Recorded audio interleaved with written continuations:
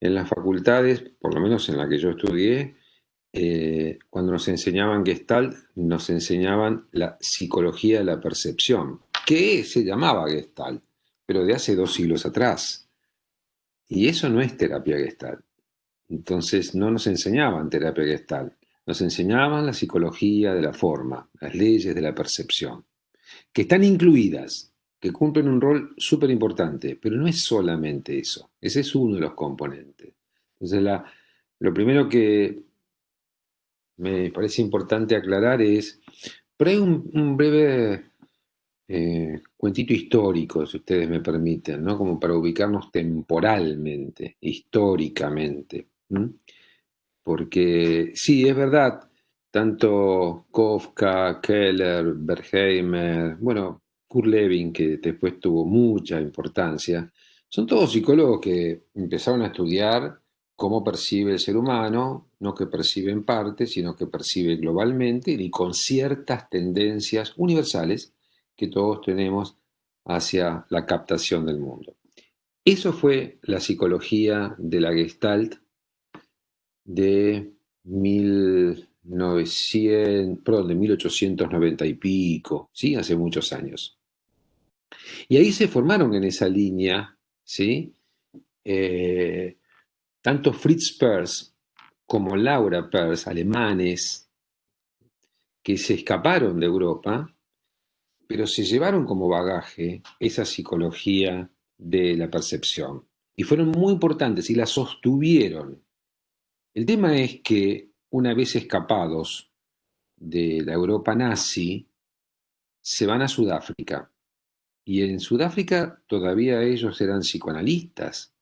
De hecho, fundan un instituto que fue el Instituto Psicoanalítico de Sudáfrica.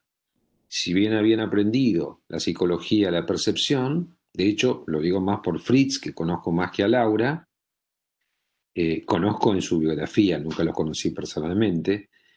eh, Fritz, por ejemplo, hacía el psicoanálisis didáctico y tenía terapeutas psicoanalíticos, ¿sí? Uno de ellos, el más loco de todos, loco loco, Wilhelm Reich, loco genial, político, de hecho murió en la cárcel, muy activista. Gritó muy fuerte. ¿Y qué? Para mí, ¿qué gritó? Para mí gritó, el paciente tiene cuerpo. ¿Qué hacemos con la gente acostada en un diván, integrando lo consciente con lo inconsciente? Y habló de que la represión infantil produce como contracturas, como retención de energía en la musculatura profunda y desarrolló todo el concepto de corazas musculares que a lo mejor escucharon hablar de eso. El tema es que a Wilhelm Reich lo desarrolló profundamente Alexander Lowen a través de la bioenergética. Entonces diseñó ejercicios y prácticas para desplegar esa energía. Ida Rolf desarrolló un masaje, tocando esas contracturas, apretándolo, lo llamó el Rolfing. Y a Fritz Perls, ya en los últimos años, pero antes de hacerse famoso, por así decirlo, el trabajo de Ida Rolf en el cuerpo de Perls fue muy significativo. Entonces yo creo que a esas dos vertientes de Alexander Lowen y de Ida Rolf, tenemos que agregar como un derivado también, no solamente la psicología de la Gestalt, sino de este genio, Wilhelm Reich, también a la Gestalt que propone Peirce, porque básicamente es corporal. Es decir, que en el trabajo gestáltico, yendo a esa palabra holística que traías vos recién, es que para nosotros la persona que está enfrente nuestro es una totalidad. Y cuando digo una totalidad es que me importa tanto lo que piensa, lo que siente, lo que dice el lenguaje verbal, lo que muestra con el cuerpo, el lenguaje no verbal, y la relación que entabla conmigo y la relación que entabla con el mundo. Entonces, ya ahí ese Peirce, que traía el bagaje de la psicología de la percepción, que era un psicoanalista, estando en Sudáfrica, desarrolla un concepto que a Freud lo mató. No quiso saber nada. Empezó a hablar de que Antes de las resistencias anales, que el cuerpo elimina lo que no necesita, él planteó un concepto de resistencia oral. Es decir, tomando la metáfora digestiva, pero siempre referido a las pautas culturales, dice que el organismo, cuando incorpora una pauta cultural, un alimento, tiene los dientes para masticar, para triturar.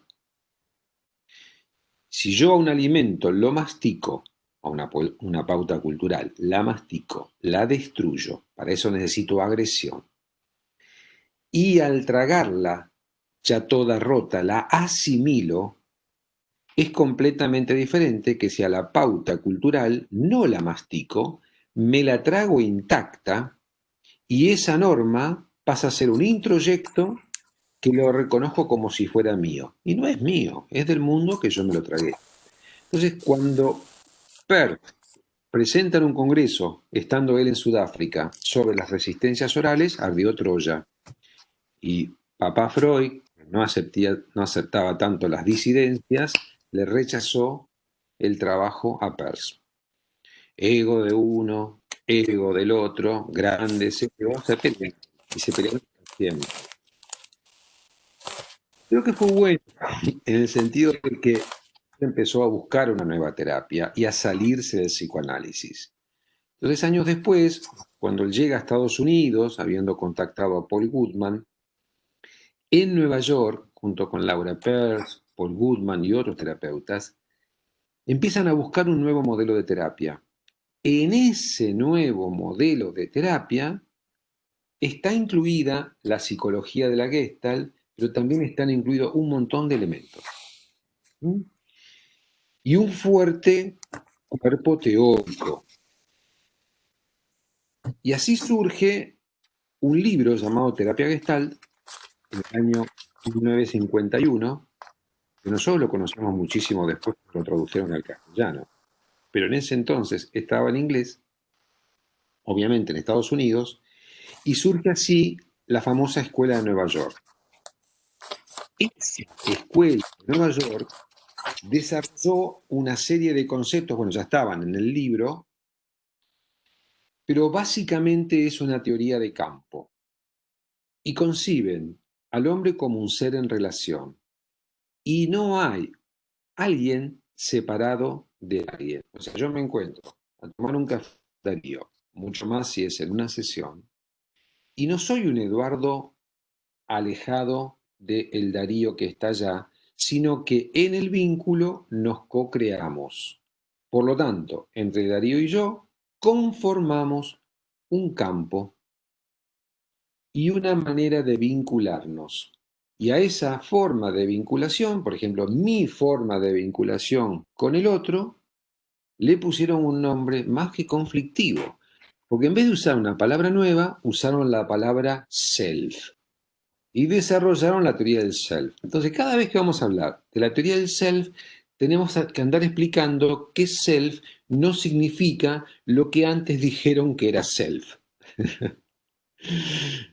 Y dentro del self, que sería la totalidad de los contactos que entablo con el otro, hay un momento, un primer momento, ¿no?, de precontacto, donde empiezo a sentir cosas, pero todavía no le pude poner nombre, y eso lo llaman la función ello. Usan la palabra que Freud había usado para describir el aparato psíquico. Entonces tenemos que andar explicando que la función ello del self no es lo mismo que el ello del aparato psíquico de Freud. Yo lamento que hayan usado las mismas palabras, pero cuando algunos de ustedes dicen porque hay confusión, ilógico, porque si en vez de usar la palabra self hubieran usado la palabra piripipi, no hay que andar explicándola.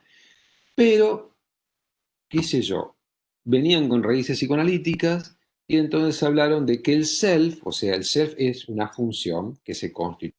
Yo estoy solo, no tengo self, no tengo la función, como ahora estoy despierto, no tengo la función dormir. ¿Mm? O ahora no estoy en la función comer. Hace un rato estuve comiendo la función masticación y digestión. Ahora, cuando me encuentro con alguien, aparece esa función self. ¿Es muy complicado o me van siguiendo? Igual no voy a dar mucha teoría. En esa función self dicen hay un momento que es el ello, hay un momento que es la función yo, pero solamente la función, y entonces hay que andar aclarando que no es el yo que representa toda la identidad, sino que es un momento del contacto que somos más conscientes y elegimos si vamos para un lado, si vamos para el otro, si me pongo el barbijo, si me quedo en mi casa o descubro un protocolo para salir a trabajar. Ahí en la función yo, ahí hay mucha creatividad. Y después de que se produce la experiencia de contacto, el organismo se satisface, hay una etapa de conclusiones, de asimilación, que es lo que llaman la función personalidad. Y entonces tenemos que estar explicando que la función personalidad no es lo mismo que la estructura de personalidad. Entonces, ¿cómo no van a estar ustedes confundidos si dentro de la descripción de la escuela de Nueva York se usan palabras con otros sentidos? Entonces hay que resignificarla. Y esto es un trabajo que incluye varias lecturas para desacostumbrarnos de los viejos significados. Así que, lejos de querer confundirlos más, lo que les quiero decir que en Nueva York, Fritz Perls, Laura Perls, Paul Goodman y otros autores muy importantes desarrollaron una teoría de campo, una teoría del self y un proceso de contacto. Hasta ahí venía fenómeno y la Gestalt era absolutamente relacional, había una sola Gestalt y nadie se peleaba con nadie. Pero la Gestalt que, ya les digo, el mismo Peirce se peleó con Freud, ni les cuento las páginas amarillas de todos los que se pelearon con todas, porque abundan las páginas amarillas de pelea en la Gestalt, espero que no estén grabando, pero eso les juro que es así. Entonces, en un determinado momento, no me digan por qué, pero este hombre, a los 63 años, que ya podía empezar a jubilarse, era el doctor Peirce con moñito, traje, pelado como yo, ¿sí?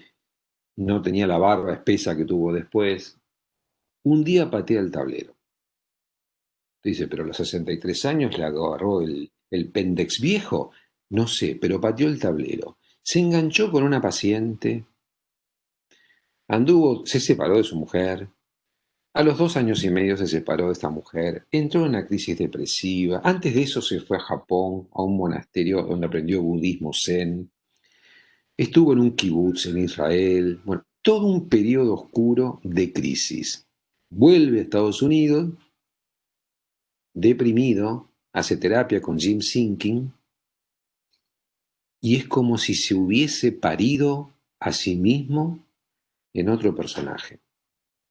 Ese sí que dio vuelta a la página. Lo contratan en un instituto de California, en Big Sur, que se llama el Instituto Esalen, que hacía workshops de desarrollo del potencial humano. Y este hombre, que había trabajado un montón en el desarrollo de la teoría de la terapia Gestalt, suelta, soltó. Ustedes piensen en el desapego que hay que tener para soltar lo que escribí con tanto esfuerzo prácticamente durante toda mi vida y genera una Gestalt que, por ponerle un nombre, la vamos a llamar la Gestalt californiana. No incluye la teoría del campo, no nombra la teoría del self, dice que la teoría no sirve para nada, dice palabras más feas, pero hoy no las voy a decir, y empieza a hacer trabajos vivenciales y ahí, ya tendría como 70 años, o un poco menos, empieza a trabajar con la silla vacía, a hacer diálogos, empieza a trabajar con escenas teatrales. Jacobo Moreno era contemporáneo, ¿sí? Una de las diferencias con el psicodrama moreniano es que en la silla vacía el paciente interpreta a los dos personajes, o sea que es un monodrama, ¿sí? Pero nosotros los gestaltistas, al menos yo, trabajo muchísimo con técnicas teatrales y con la escenificación del conflicto, es maravilloso. Por lo tanto, toda la formación en psicodrama, salvo que tenga un, un basamento de interpretación psicoanalítica, ahí no me engancho, pero todo el armado de escenas de la conflictiva humana es maravilloso. Maravilloso, porque permite ver con una claridad la conflictiva de la persona espectacular, con todas las herramientas de transformación. Es muy compatible tanto sea el trabajo bioenergético desarrollado por Lowen como el psicodrama de Jacobo Levi Moreno, son absolutamente compatibles con el trabajo gestáltico. Bueno, les sigo el cuentito. Este, digamos, Dr. Peirce de Nueva York se transforma en un gurú, el Fritz, época del Flower Power. Yo supongo que un porrito no puede haber faltado seguramente. A veces hasta se pone una túnica, se deja el pelo largo, la barba y se hace famoso. El famoso Fritz es este. Imagínense a los de Nueva York a las puteadas, porque dejó la teoría que habíamos escrito juntos. Entonces, los de Nueva York se peleaban con los de California. Yo me acuerdo hace como 20 años más o menos que estuve en un congreso en San Francisco y los veía como se peleaban entre ellos. Claro, nosotros no teníamos grieta o no le llamábamos grieta, pero era un grietón como se peleaban y se pusieron nombres, los de la costa del oeste y los de la costa del este. Bueno, para ponerse nombre cualquiera se pone cualquier nombre. La cuestión es que los de Nueva York no soportaron que Peirce se metiera plenamente en la experiencia, venía de un trabajo de budismo zen muy fuerte, y con total desdén de las teorizaciones. Y lo único que le importaba era la presencia en el aquí y ahora y la responsabilidad de cada individuo en la creación de su respuesta. Entonces, ahí ya hay una gran diferencia. No los quiero complicar, había sucedido en Cleveland antes. Para la escuela de Nueva York, la experiencia sucede en el entre. Yo tengo una experiencia de contacto con Darío, la experiencia está en el entre, lo que nosotros llamamos la frontera de contacto entre el yo y el tú. En cambio, para el Fritz de California, dice la experiencia está dentro del cuerpo, es subjetiva, es mía, no es intersubjetiva, es personal. Lo que yo siento, lo siento yo y lo que vos sentís, lo sentís vos. ¡Bum! Se separaron. Entonces, tengo que contarles a ustedes qué es la Gestalt, pero hay una corriente de Nueva York y una corriente de California. ¿Hasta acá vamos? ¿Están claros hasta acá? Bueno. Uno de los asistentes en esa época de Fritz Perls, a quien me hubiera encantado conocer, ¿no? Además, una vez escuché una definición que él hizo de sí mismo. Escuchen, era loco, loco. Dice, yo soy 50% hijo de Dios y 50% hijo de puta. Porque era muy frustrador en el trabajo. Era muy duro en el trabajo. Y cuando estaban conectados, o estaba conectado con el trabajo, porque era un trabajo vivencial, era muy creativo y muy genial. Bueno, la cuestión es que uno de los colaboradores era un chileno, médico chileno, que se llamó Claudio Naranjo. Claudio Naranjo. Este chileno, que después se termina peleando con Peirce, porque Peirce se peleaba con todos, y viene a Chile y empieza a enseñar la Gestalt. Y una de las que aprende con él, o que empieza a aprender algo, es una psiquiatra chilena famosísima para todos los argentinos, que es la doctora Adriana Schnacke, la nana. Y la nana empezó en los años del proceso, 85, no, 75, 76, empezó a hacer los primeros laboratorios. Entonces, la Gestalt que nos llegó a la Argentina es la que venía de California a través de Claudio Naranja y la nana, dos chilenos, porque Claudio también viajaba a la Argentina, mucho menos que la nana. La nana y el marido viajaban todos los meses. Yo, de hecho, después estuve formándome un par de años con la nana. Entonces, toda la Gestalt que desarrollamos en Argentina tiene su origen en la nana, que es la que nos formó en esa Gestalt californiana. Nunca nos enteramos que había una Gestalt de Nueva York. Es como que conoces a tu papá pero no sabes nada de tu abuelo. Bueno, acá nosotros sabíamos del Peirce de California y además la bibliografía la traducía el marido de la nana, que era el dueño de la editorial Cuatro Vientos, así que nosotros leíamos lo que Pancho traducía en ese momento. Y en la Argentina nos formamos de una manera muy californiana, trabajando todo el tiempo con la silla vacía o mayoritariamente con la silla vacía. ¿Me siguen hasta acá? Porque si a mí me pregunta qué es la Gestalt, tengo que hablar de la psicología de la percepción, la escuela de Nueva York y la escuela californiana. Y entonces, ¿cuál es la Gestalt? Bueno, es toda esa la Gestalt.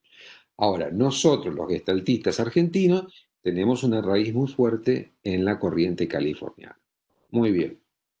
Hasta acá venía todo en paz, más o menos en paz. No puedo precisar si son 10 años, más de 5 seguro.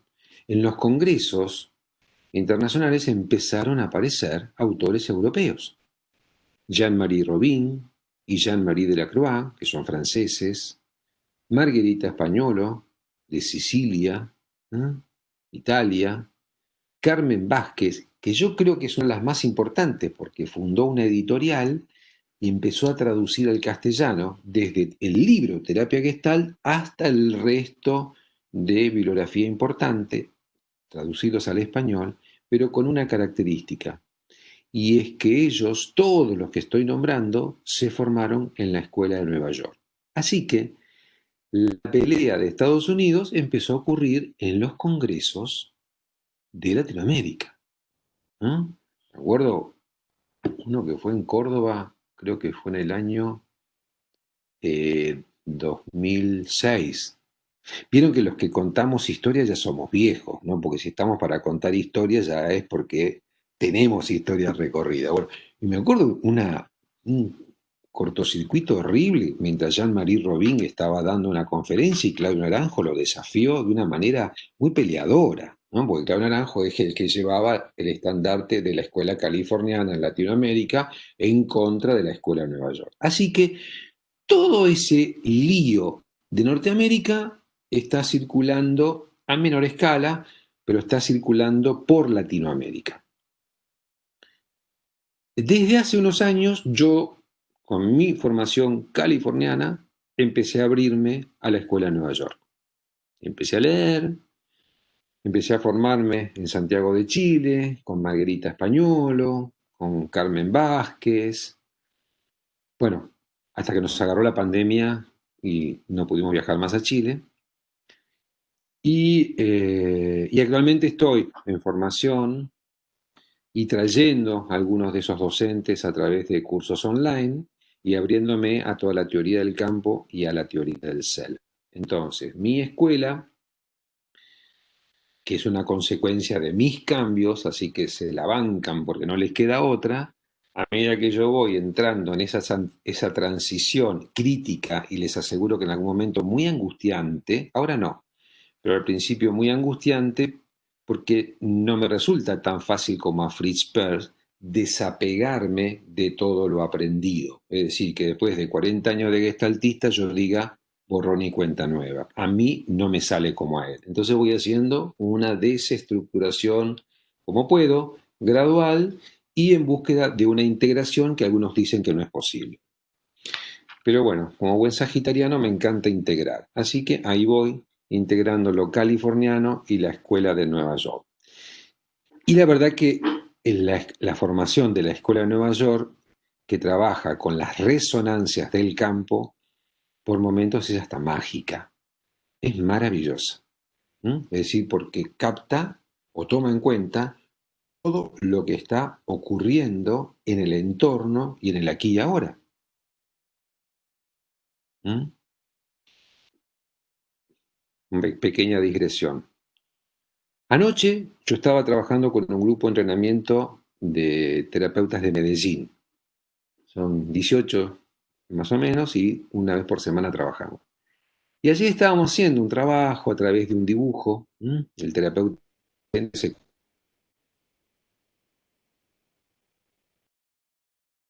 le estaba dirigiendo un trabajo, traía un tema de incomunicación con el papá, de lejanía del papá, que vivió siempre en otra ciudad y no sé, el papá no la escucha, el papá no la entiende. Y yo le pedí que dibujara en un papel la herida que ella tiene frente al papá, qué sé yo.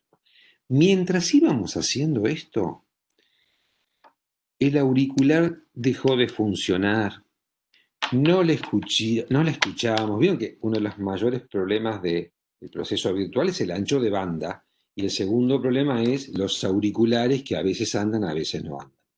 Entonces la chica lloraba porque estaba angustiada, pero yo le pedí que se acercara al micrófono. Toda una incomunicación. Y aparte, yo le entiendo bastante a la gente colombiana porque hace muchos años que trabajo con gente colombiana, pero cuando además tienen un acento combinado con llanto y con dificultades de audio, no entendía. Entonces, atento a las resonancias del campo, yo le digo al grupo, yo no estoy entendiendo. Pero la temática que ella traía era la de no ser entendida por su papá, como que su papá no la escucha. Y a mí me estaba pasando lo mismo, es decir, se estaba dando el mismo patrón relacional que ella traía en su vida, se estaba dando en el aquí y ahora. Y nosotros cuando vemos que un patrón relacional se está manifestando, lo decimos, lo evidenciamos. Bueno, seguimos el trabajo con mucha dificultad, hasta que en el final del trabajo empezamos a ver la reparación y que en vez de intentar comunicarse con el papá, pudiera comunicarse con la herida y pudiera restablecer y curar la herida y trabajamos con el abordaje ayer artístico en la reparación a través de los colores y después a través del afecto. Fue tan fuerte el trabajo que a ella se le había hecho en la zona del pecho una mancha roja y yo le pido que se conecte, que me digan qué parte del cuerpo siente la herida por el vacío del papá.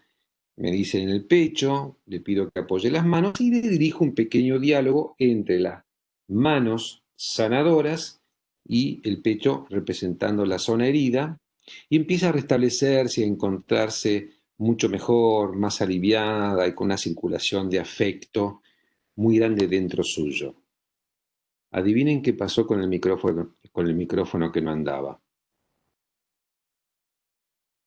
¿Pueden creerlo? Yo no lo podía creer. Escuchábamos perfecto en el final del trabajo. Entonces yo pues sí, es cosa de mandinga, es una casualidad, que es la palabra que siempre calza, casualidad, ¿sí? O hay algo que es un patrón energético en el campo que dejó de manifestarse.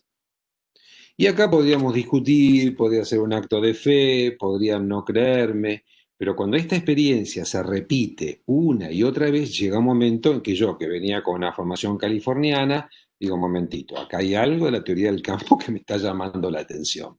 Es decir, lo que está pasando entre nosotros, ¿sí? Pero lo que está pasando a todo nivel, porque la mirada es holística. Entonces pasa en el cuerpo, pasa en el ambiente, pasa en la sensación, pasa en el entre. Bueno, esto como para darles un ejemplo y para contarles que desde el origen de la psicología de la percepción, pasando por la Escuela de Nueva York y por el Peirce californiano, que es el que nos influyó en la Argentina, hoy en día decir qué es la Gestalt es apelar a una serie de definiciones más comunes a todos estos enfoques, pero yo diría que básicamente tenemos que pensar en la terapia Gestalt, más que en la Gestalt, como un enfoque humanista, existencial. Esto es muy importante porque está atenta a cómo es la existencia de la persona, y fenomenológica, porque observa descriptivamente, poniendo entre paréntesis todos los supuestos imaginarios y por supuesto las interpretaciones. Entonces, la mirada está puesta en el presente porque es la única categoría existencial válida. El pasado es un recuerdo y además el mismo pasado yo me lo acuerdo de una manera y a lo mejor ustedes se lo acuerdan de otra, así que es una construcción. ¿Mm? Y el futuro es otra construcción, porque es un imaginario. ¿Qué sé yo lo que va a pasar? Y si lo pienso maravilloso, me pongo ansioso, y si lo pienso catastrófico, me lleno de pánico, pero no deja de ser un imaginario. Entonces, trabajamos en el aquí y ahora porque en el aquí y ahora la totalidad del paciente se manifiesta en una forma de relacionarse, una forma de ser en el mundo. Y sobre esa forma de ser en el mundo es la que trabajamos. Ahora, ¿qué sucede? Que a diferencia de otras terapias, el terapeuta no es un observador de un experimento que está afuera, sino que el terapeuta forma parte del experimento, porque forma parte del campo. Y por lo tanto, si yo estoy trabajando con Joaquín, lo que a mí me pase en la charla tiene que ver con esa conexión entre Joaquín y yo.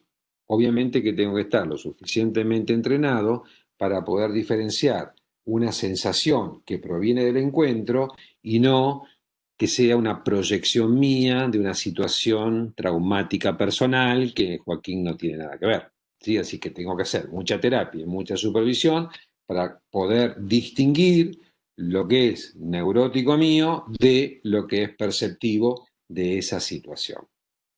Yo sé que esta parte es un poco más complicada, pero para poder ir a lo más básico, porque la verdad que me pondría contento que ustedes por lo menos se puedan llevar algo muy básico, quiero decirles una sola cosita más y después ir a algún tipo de experiencia, y es que cuando dicen hablemos de las técnicas, todos los formadores en Gestalt no enseñamos técnicas por lo menos hasta segundo año. Porque aprender técnica sin haber aprendido una actitud gestáltica es más peligroso que mono con navaja. Porque la técnica es vivida como una receta a la cual se aferran. Y lo más profundo que hay en Gestalt no son las técnicas. Y lo digo yo que escribí un libro sobre técnicas. Lo más profundo que hay en Gestalt es el grado de presencia con el cual yo estoy con el otro y el otro está conmigo. Las técnicas son, como decía la nana, son trucos, trucos de feria, trucos baratos. Ahora, que a la hora de trabajar me pueden dar mucha precisión. Por eso escribí un libro sobre técnicas, porque yo creo en las técnicas, siempre y cuando estén apoyadas en una actitud y en un contacto sano. Si no, mejor no aprendan técnicas, porque no es que tomo una técnica de acá, una técnica de allá, y en el momento agarro un librito y uso la técnica 42. Eso no es integración, eso es ensalada rusa, porque tienen diferentes epistemologías, tienen diferente soporte teórico, ¿sí? Y el terapeuta finalmente hace cosas que vio, pero no sabe lo que está haciendo. Entonces, enseñar técnicas de entrada no es lo propio de una buena formación.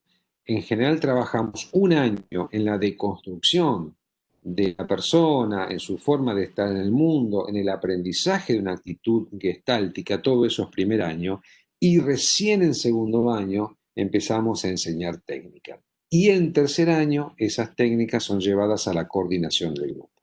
Esas más son la secuencia que siguen todas las formaciones. Hay muchos abordajes, por eso definir una sola técnica, yo hoy no puedo mostrar todas las técnicas, porque, por ejemplo, nosotros podemos trabajar desde el abordaje corporal, hay un montón de trabajos corporales. Por ejemplo, supónganse, por mencionar un ejemplo nada más, viene una pareja a consulta y yo les pido que me expliquen lo que les pasa y pueden charlar media hora que a lo mejor entiendo un poquito. Pero yo les pido que armen una escultura con sus propios cuerpos, representando el conflicto que los está vinculando, y aparece con una claridad meridiana que ni 2 horas de palabras lo podrían explicar mejor. Entonces, cuando trabajamos con el abordaje corporal, les pedimos a las personas que hagan esculturas, hacemos ejercicios de contacto, llevamos la atención permanentemente al cuerpo. Bueno, hay un montón de cosas que hacemos dentro del abordaje corporal. Si trabajamos con el abordaje psicológico, estamos todo el tiempo sosteniendo las emociones del otro, las emociones propias, el despliegue de las emociones, el darse cuenta a través de las emociones, y ahí hacemos trabajos de silla vacía.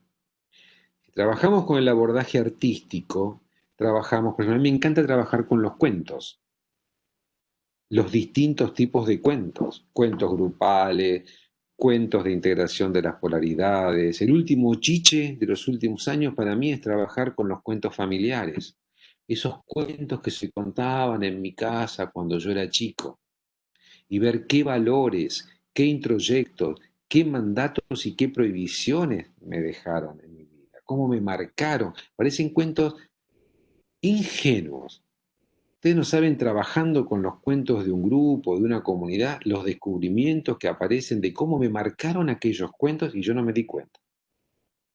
¿Mm? Dentro del abordaje artístico está el abordaje teatral. Maravilloso. Como les decía hace un rato, trabajar con escenas teatrales, el trabajo con roles, el trabajo del clown. Es maravilloso el abordaje teatral integrado al enfoque gestáltico. Y el abordaje plástico, trabajar con dibujos, con acuarelas, con arcilla, con collage o con títeres. Todo el mundo piensa que los títeres son recreativos y para los niños. Están locos. Para eso también. Se puede recontra trabajar con adultos y con escenas recontra dramáticas a través de los títeres. Títeres armados y construidos por la persona, títeres que ya estén en la mesa o en el piso. Porque nosotros muchas veces trabajamos sentados en el piso en almohadones y descalzos. Con lo cual tienen una imagen de que somos hippies y locos. Pero bueno, es lo que heredamos del esquema californiano. Y aparte es muy cómodo. ¿Por qué trabajar así? Porque es más desestructurante. No hay ni siquiera una silla de la cual agarrarte. Pero este es un detalle que estoy nombrando. Hay un abordaje lúdico, hay un abordaje onírico. Ustedes no saben lo lindo que es trabajar un sueño, porque el sueño no, en Gestalt no se interpreta. El sueño se trabaja psicodramáticamente. Es decir, alguien me cuenta que soñó con un elefante y yo no le pido que asocie, le pido que sea ese elefante con todo su cuerpo aquí y ahora. Entonces el trabajo de los sueños es corporal y es psicodramático. Y el significado del sueño no lo dice el terapeuta, lo encuentra el soñante. Así que esto es una ruptura muy fuerte que tiene Peirce con el psicoanálisis en el trabajo de los sueños. Y es maravilloso. Entonces, el abordaje onírico. Entonces me dicen, bueno, a ver, ¿cuáles son las técnicas? Y necesito por lo menos 1 o 2 años, porque ir desplegando cada uno de estos abordajes requiere mucha práctica. ¿Me siguieron? No, no intento desanimarlos, solamente decirles que no hay una sola forma técnica de trabajar. Sí hay una forma de estar. Yo estoy acá absolutamente presente en el sentido de que, a pesar de que sea una pantalla, los miro, siento mi garganta, siento si me estoy forzando o no, estoy atento a mi sentir y atento a lo que ustedes me digan. Por eso arranqué escuchándolo, si no, ¿a quién le iba a hablar yo? Al aire. Entonces, esto como introducción de decir, miren, la terapia gestáltica trabaja con las personas como personas, en su sentir más que en su pensar, y atendiendo a la regulación del cuerpo, como nosotros llamamos autorregulación organísmica, ¿sí? Porque el cuerpo es el que expresa las necesidades y los bloqueos en la satisfacción de esas necesidades. Entonces, vamos a hacer ahora un espacio de preguntas de lo que dije, porque hablé un montón, siento mi boca seca, se ve que hablé demasiado y me gustaría escuchar comentarios y preguntas de lo que dije y después vamos a ver si hacemos algún tipo de experiencia que a ustedes les dé una mínima imagen de cómo es el trabajo gestáltico. Comentarios y preguntas que les hayan surgido. Eduardo, buen día. Yo tengo una consulta. Sí, adelante. Hoy estaba hablando justamente de, antes de poder conocer cómo son estas técnicas, que tenía que existir una actitud gestáltica. Quería saber si me podía explicar un poco en qué consistiría, digamos. Claro. Mira, Claudio Naranjo le adjudica 3 características, después le vamos a agregar algunas más, ¿no? Pero la primera característica de la actitud gestáltica tiene que ver con eh, la conciencia, es decir, con el darse cuenta, con el estar tomando conciencia eh, todo el tiempo, el descubrimiento, el de qué me doy cuenta. La segunda característica tiene que ver con el estar presente en el aquí y ahora, es decir, cómo estoy acá. Entonces estoy consciente y estoy en el presente. Y la tercera característica, que es la responsabilidad, es la capacidad de respuesta que yo tengo ante la situación. Entonces, una persona que está en actitud gestáltica tiene como mínimo estas tres características de estar consciente, o sea, despierto. Despierto significa atento a través de los cinco sentidos, no pensante, sino sensible en el presente. Lo que interrumpe esto son las situaciones históricas no resueltas. Si yo me encuentro con una mujer y la veo a esa mujer en el aquí y ahora, es maravilloso. Pero si yo tengo una situación no resuelta con mi mamá y cuando veo a esta mujer estoy proyectándole a mi mamá, yo no estoy aquí y ahora con esta persona, porque en el medio le estoy interponiendo una proyección. Entonces, la actitud gestáltica básica es estar presentes aquí y ahora, siendo consciente de lo que sucede, de lo que me sucede, de lo que percibo y haciéndome cargo de la respuesta que estoy dando. Estas serían las tres características. Hay otras características más, pero las tres centrales son estas. ¿Sí? Esa es la actitud gestáltica. Entonces no le vamos a proponer un ejercicio al paciente, sino es a partir de lo que estamos percibiendo que está sucediendo. Pero esto me gustaría hacerlo, mostrarlo, más que explicarlo. Yo tengo una consulta con respecto a lo Sí. que dijo de esto de trabajar con cuestiones emocionales, corporales, artísticas o plásticas, que comentó que por ahí usaban títeres y por ahí él o los consultantes muestran algún tipo de rechazo o le pasó que no quieran hacerlo o que al consultante le parezca tonto hacerlo, si nos puede comentar. A ver, en primer lugar, no todos los abordajes sirven para todas las personas, ¿no? Porque puede ser que a una persona le funcione mejor un abordaje que otro. Pero en la práctica, si yo estoy trabajando con alguien que confía en mí, es difícil que diga que no a una propuesta, porque no le voy a hacer una propuesta que lo lleve a un lugar que el otro no pueda. Cuando le hago una propuesta es porque ya lo conozco y sé que de alguna manera lo va a poder hacer. Entonces, la misma propuesta en un momento inoportuno va a despertar muchas resistencias. En un momento oportuno sale fácil. Si yo ahora te dijera, por ejemplo, mira, Lorena, vamos a hacer un trabajo de silla vacía. Mm, ¿Qué vas a hacer? Si no, no. Ahora, si vos estás en un momento muy conectada con una emoción y muy conectada con una determinada conflictiva y además confías en mí y nos conocemos y hace tiempo que venimos trabajando y yo te digo, Lore, cerrar los ojos, imagínate que enfrente tuyo está, es muy difícil que te resistas porque tenés confianza y sabes que jamás te voy a forzar a nada que vos no quieras ni jamás te voy a poner algo que no te sirva. Entonces, sobre esa base de esa confianza, la técnica o la propuesta o el experimento no generan resistencias. ¿Entendió esto? Todo, dentro del vínculo todo, fuera del vínculo todo causa temor y resistencia. Hola, ¿Mm? ¿qué tal? Buenas tardes. Hola. Em, de verdad, gracias por este primer momento, si se quiere, pero yo tenía como una idea que ahora me doy cuenta, digamos, equivocada. Había participado de una experiencia aislada en la facultad, en una de las materias, y habían entrado invitados, digamos, un grupo de 3 personas, eh, que después al final nos habían entregado unos folletos sobre terapia alternativa gestáltica. Y hicimos como un ejercicio eh, que en ese momento, bueno, teníamos que caminar con los ojos cerrados, en círculos, conociendo el espacio. Y yo en ese momento fue el día que dije, no voy a trabajar con Gestalt, pero ¿por qué? Y por qué agradezco ahora, digamos, este cambio de opinión respecto a la Gestalt.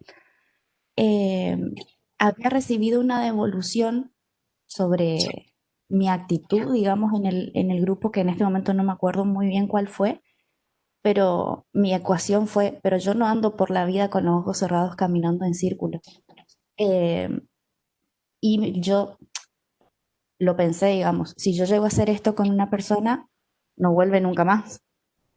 Y ahora entendiendo bien cómo es el procedimiento, porque procedimiento o el hacer o el uso de las técnicas que tampoco se deberían implementar aisladamente, digamos, eh, cambié de opinión, pero me pasó esa experiencia bajo ese nombre, digamos, terapia alternativa gestáltica, y fue una experiencia pésima para mí en ese momento, digamos, sobre todo por la devolución que tuve. No quiero dejar pasar que lo compartíamos con María. Hay algo que uno se puede dejar llevar, como vos decías hoy al principio, de la confianza. Primero, yo siento, lo compartíamos con María, que tu tranquilidad y tu paz es auténtica. Siento que la voz y tu rostro, tus gestos, a mí me permiten dejarme llevar. Yo puedo hacer caso, pero porque siento que es auténtico. Y eso me genera confianza y me permite, por lo menos a mí, tomar contacto desde tu voz, por ejemplo, con mi ritmo cardíaco, con mi cuerpo, pero porque vos me estás haciendo tomar contacto con la tranquilidad, por ejemplo. Cosa que por ahí hay gente que lo trata de hacer, pero uno no siente que la persona tenga eso, y entonces es más del orden del contagio, te diré, que del orden de algo técnico, sino que yo siento que es así. Bueno, pero esto tiene que ver con ahora cuando hablo no sé si me escuchan entrecortado o Sí, me escuchan sí. bien. Bueno, pero esto tiene que ver con la actitud de cada uno. Si yo me pusiera en una actitud evaluativa o enjuiciadora, seguro que despertaría defensas. Pero si yo estoy en una actitud afectiva, como lo estoy en este momento, como lo puedo estar en el consultorio, eh, en la terapia gestáltica estar en actitud afectiva no es un pecado. En el colegio de psicólogos puede llegar a serlo. Un impedimento, como que el terapeuta no tiene que querer a su paciente. Joseph Singer dice que el modelo ideal de terapeuta y paciente, escuchen esto porque dice que el modelo ideal de terapeuta y paciente es el de abuelo, porque el padre pone muchos límites, pero el abuelo no tanto. Tal cual. Es muy importante, sobre todo dentro del trabajo terapéutico. ¿Ahí me escuchan un poco mejor o estoy hablando? ¿Sí? Bueno, hice una conexión directa al router, a ver si eso mejora.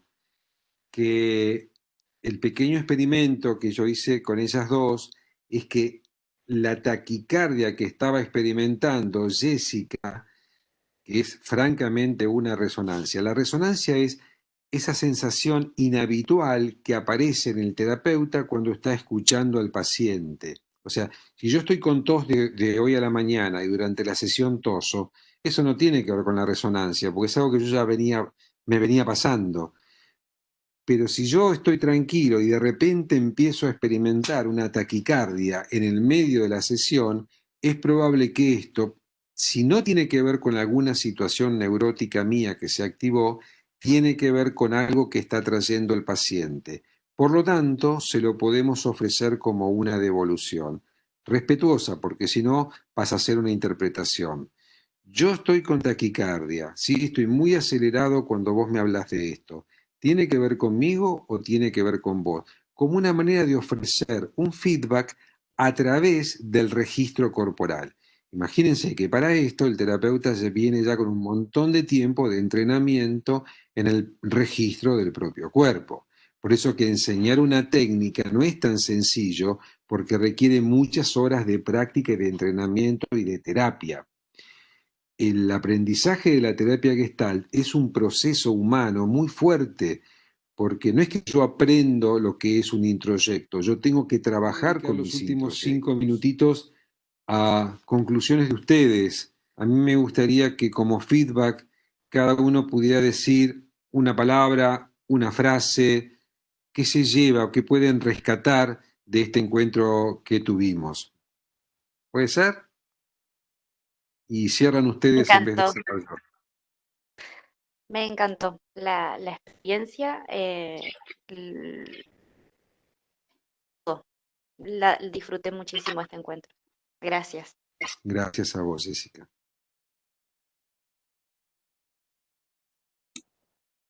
Yo los quiero, chicos, a todos. Los extraño. Espero poder verlos de nuevo.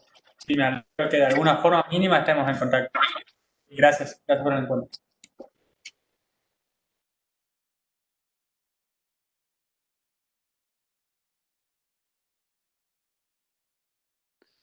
Los voy a ir nombrando según en el orden que los Gracias tengo en mi infinitas por... pantalla. ¿Puede ser? ¿Me permiten?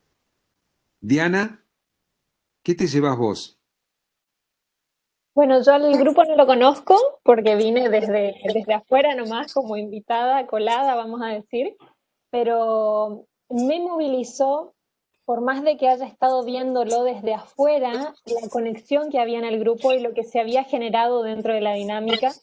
Y me pareció muy fuerte en ese sentido, porque yo estaba emocionada y yo no formo parte del grupo, pero esa conexión que vi entre ellos me gustó, estuve al borde de las lágrimas, digamos, por eso que se generó ahí en el medio. Así Sí. que me parece una experiencia sumamente enriquecedora y Por terapéutica, eso, vamos a decir. por eso es que ahí es cuando me di cuenta que aunque la pantalla sea fría, las personas no son frías. Y aprovecho para decir que el campo es básicamente un campo de interacciones.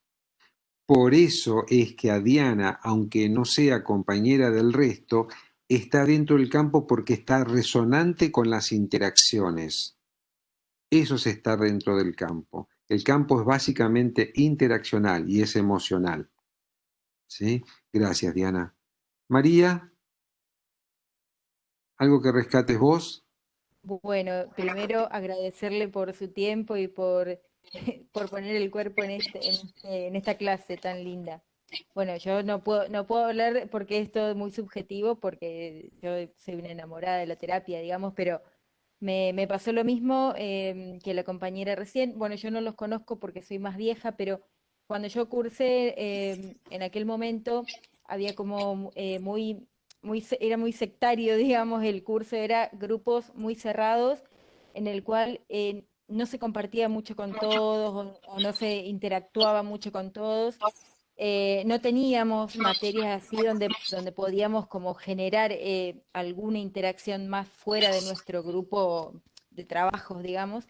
Y lo mismo me hizo sentir este grupo, ya desde el comienzo, desde las conversaciones en los grupos de WhatsApp y todo, se nota, digamos, que hay un compañerismo muy lindo y hay como una solidaridad entre todos y eso también me generó a mí este encuentro, digamos, y por supuesto el placer de escucharlo, de escuchar esta terapia tan linda. Con, Eh, a ver, esto de que el terapeuta también es parte de la resonancia del campo, digamos, que me pasó a mí en la experiencia con Rocío, de que yo empecé a hablar de mí y estábamos hablando de ella, digamos. Cómo en este, si se quiere decir, experimento entre nosotros, se pone en juego constantemente el yo, tú, mm, el entre.